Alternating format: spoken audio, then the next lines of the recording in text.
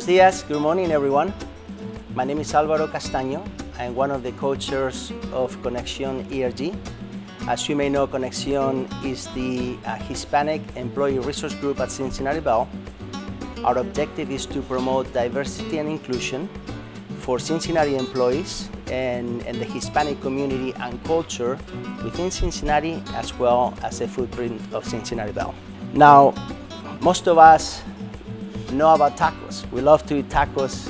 I've never met anybody that said I don't like a good taco. However, tacos are just the tip of the iceberg when it comes to Hispanic cuisine. With this video series, we're trying to unveil and show how amazing that cuisine is. Today we're downtown Cincinnati. We're here with Jose Salazar, which is the owner and chef of Mita's restaurant in Cincinnati. Correct. Yeah, thank you for having me. Yeah, it's a pleasure. Thank you. Thank you for having Cincinnati Bell and opening up your doors for us. Yeah. So let's talk about Mita's for a minute. Sure. How long have you had the restaurant, and what kind of food does the restaurant represent? So we just celebrated our 6-year anniversary. Our food is a blend of Spain and Latin America. So I'm from Colombia originally, and at first I thought to open just a strictly Colombian restaurant, but I get bored quite easily. So by opening it up to Spain and all of Latin America, we get to play with flavors from Peru and North Africa, which has its influences in Spain, and again, all the countless different cultures and cuisines from Latin America. Excellent. So, Jose, you've been a chef for a long time, I assume. What inspired you to become a chef?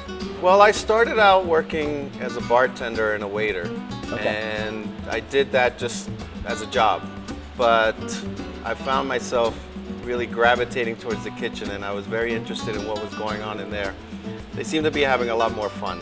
My now wife, she was my girlfriend at the time, she got tired of hearing me tell everybody how much I wanted to cook. So she finally pushed me to go to culinary school, and that was excellent. Almost 25 years ago. So I've been cooking a long time now. All right, so let's talk about what are you cooking for us today, and what is the significance of this dish? So we're making a very traditional Spanish dish, as you are probably familiar with. It's paella. Paella Valenciana, but there's many variations on paella. Traditionally, it's made with rabbit and snails. And I think because they were readily available, wild rabbits and snails, something you could forage for. It's relatively inexpensive, right? Because you take rice. Rice is always the great, food to feed a lot of people, as you probably know, coming from a big family. It stretches a meal. And a lot of times there's a blend of meat and seafood, a surf and turf, the Spanish version of surf and turf. Okay. Very interesting the comment you make about rabbits, right? España, the name España is land of rabbits. Is that right? So there was a immense population of rabbits in Spain, so readily available for hunting, and probably how the paella started. Exactly, right. It was inexpensive because you hunt for the rabbits and you forage the snails, and that's free essentially. I mean, as long as you're fast enough to catch them. Not the snails, the rabbits. The snails are easy. It's the rabbits that are hard to catch. I'll be happy if I can catch snail. I'm not that fast. Anyways. Excellent. Well, all this talk about food and paella and chorizo and it's making me hungry. Listo. So are we ready to start cooking? Vamos. Vamos a cocinar.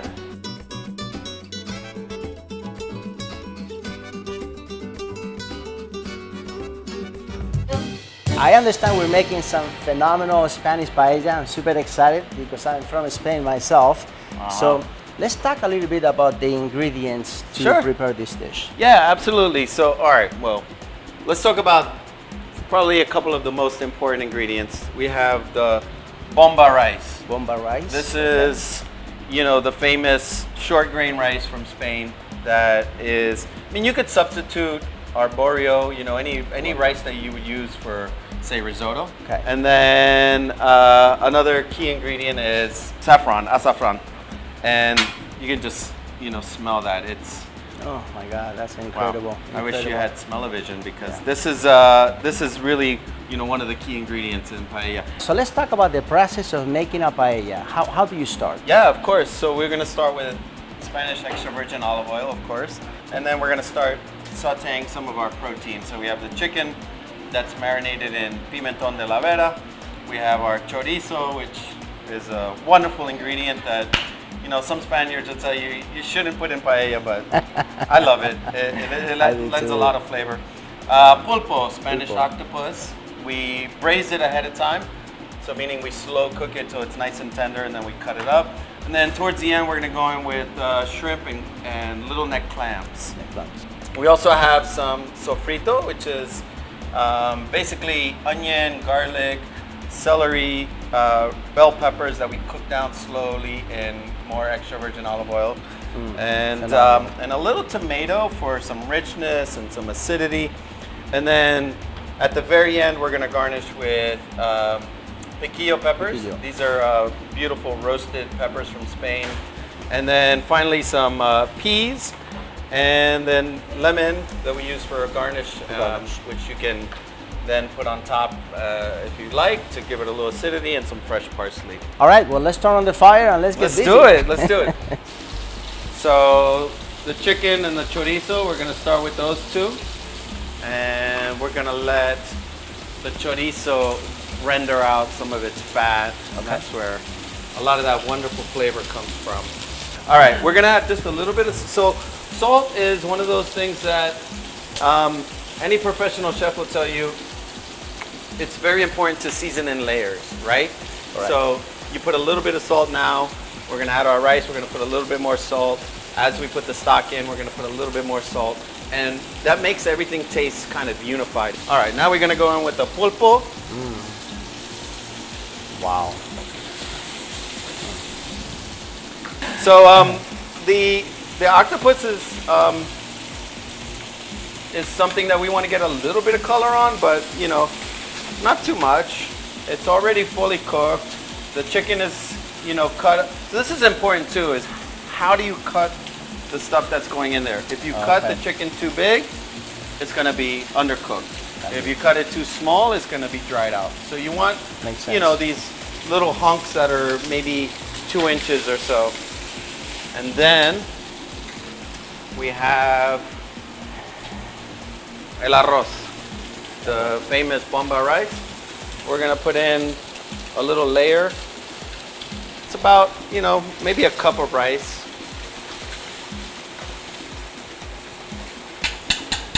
And we're gonna throw in some of our sofrito. This is, you know, just a nice sort of backdrop flavor.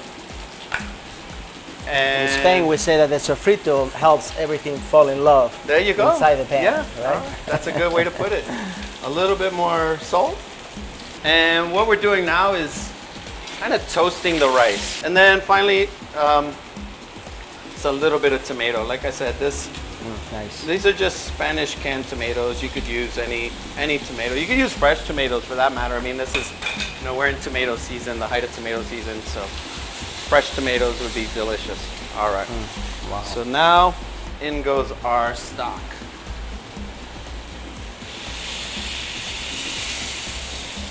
Beautiful, I love that sound. So this is one of the key ingredients to making paella, and it's saffron. So we're gonna go ahead and add a nice little pinch. And this automatically adds a beautiful aroma to the dish. Oh, fantastic. You know, probably from here, another 15 minutes or so. Now we have to go in with our clams. So these are beautiful little neck clams. And we're just gonna kind of nestle them in there. And I noticed you put them facing up, correct? Yeah. So they will open up and then absorb some of the flavors. Yep. Excellent. And what I'm gonna do too is I'm gonna cover this for a little bit, and that's gonna help it steam. So what we do here at the restaurant is we just put another pan on top. If you didn't have another pan, just a piece of aluminum foil would work just as well. Excellent. All right, so while the paella is cooking, we're going to take some time to talk about amazing Spanish wines, as I understand. So what do we have here, Chef? So we have a couple different, from different regions. This is the most famous region in Spain, probably. It's Rioja. It's in the north of Spain, near Barcelona, you know, in that area. And they make a variety of different wines. Then we have this one here. This is a Grenache from a little bit closer to Madrid, like in that area.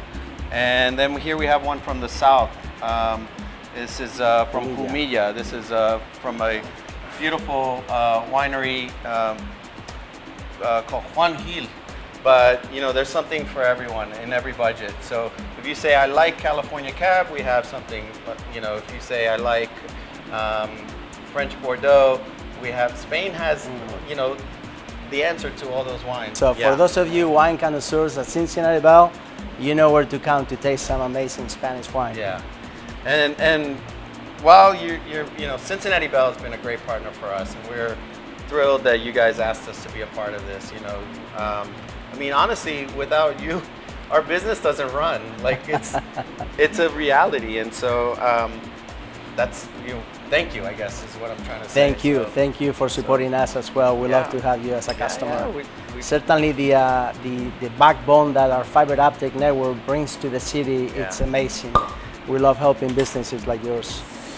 You know, it's one of those things that, you know, as a business owner, you don't want to think about, like internet, all that stuff, especially for me as a chef, right? Like, I'm not a tech guy. I want to focus my energy on cooking. And so not having to worry about, you know, is the internet going to go down? Or are we having, you know, tech issues?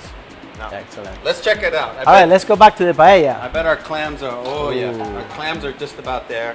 Nice. And then we have our shrimp.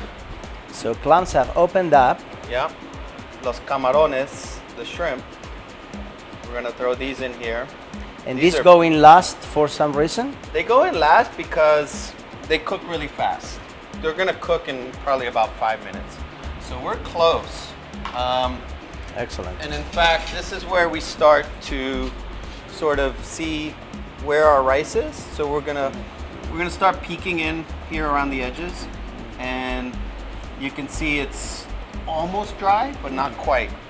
And that's probably a good time to talk about the socorat. It's the crust on the bottom of the paella.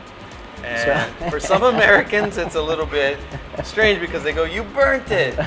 You burnt my paella. I waited 45 minutes and it's burnt." There's a fine line, of course. Yeah. Of course, you can burn it, but the goal, the idea when making paella, is to have this beautiful layer of toasted rice, not burnt, but very toasted rice, and it has the different textures, the crunch, and then the soft, sort of pillowy, you know, fluffy rice. We're just gonna go back with a little bit more salt. We're gonna put that on our shrimp there, and then we're gonna cover it one more time. The idea is that when the shrimp are fully cooked, which is probably again about 5 minutes, the rice will be fully cooked. Now what we're gonna do is we're gonna add a couple of the last garnishes. We have some peas here,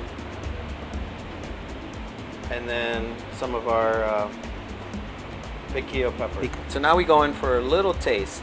This obviously is an important part of cooking, is tasting.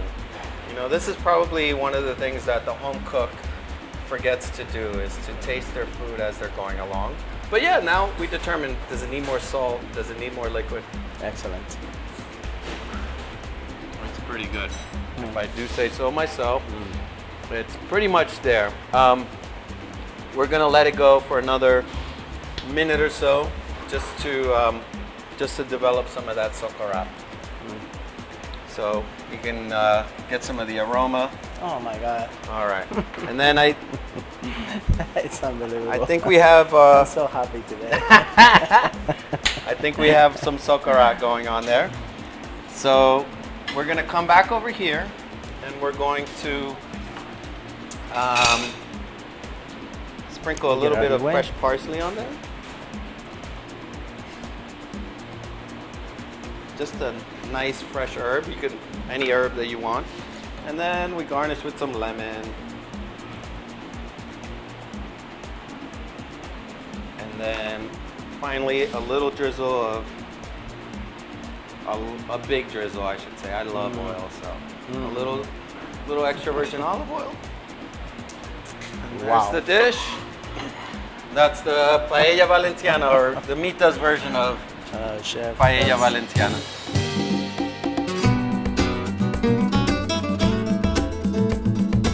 Well, here we are. This is the most special time of the recording for me because we get to try some amazing food from Spain, cooked by Chef Jose Salazar at Mita's restaurant in downtown Cincinnati. I wanted to introduce as well Kim Graham and Kat Taylor, which are volunteers for our Hispanic ERG at Cincinnati Bell. Kat is our communications vice president as well, so we couldn't do this without her. Thank you to both of you for helping organize all these events and keeping us on our toes and moving forward, right? We couldn't really do it without you, so thank you so much, both of you. All right, Chef. Okay. So what do we have here? Let's talk about the final product. This is the Paella Valenciana. You know, this is what we came here for. So what I recommend is you take your lemon and you squeeze a little bit over the top. All right. Muchas gracias, Chef. Ahí tienes. Thank you so much. All right, and you can see the beautiful orange color. Yeah, that's what you want. So. Gorgeous. Well, thank you so much, Chef. Let's take a taste and you guys can tell us what you think. All right, the moment of truth. Buen provecho. Buen provecho.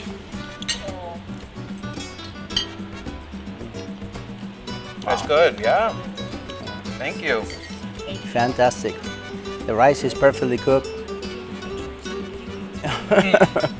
The flavor is fantastic. Thank you so much, Chef. I appreciate it. Well, salud. Cheers to Mita's and Chef Jose Salazar, Mita's restaurant downtown Cincinnati. Yeah. Hasta la próxima. Hasta la próxima. Gracias.